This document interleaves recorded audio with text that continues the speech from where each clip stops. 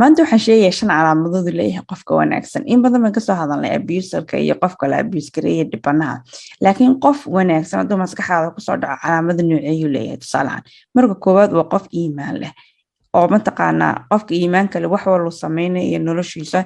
dar ilaahay iyo xagga ilaahay ayay u badan tahay laakiin micno badan uma sameyso inuu dadka iska dhaadhiciyo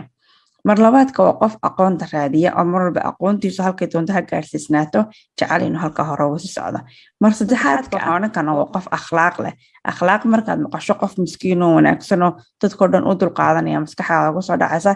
laakiin akhlaaq waa qof dhaqan wanaagsan mataqaanaa naftiisa ixtiraamaya dadka kalena ixtiraamaya isla markaana aan qaadanahayn wax xadgudubba amba dhibaato loola imanayo waxaan oran karnaa waa qof discipline leh si uu uga midho dhaliyo nolosha qorshaha uu leeyahay mataqaanaa qorshaha uu bilaabo joogteyn kara si joogteyn ah u sameyn kara waa qof dhiirigelin nolosha ka muujiya taamicneed ma inaanu cabsanin laakiin isagoo cabsanaya haddana hawlihiisa qabsanaya waa qof dhaqaale ahaan madax bannaan micnaheedu maaha inuu taajir yahay laakiin waa qof noloshiisa qof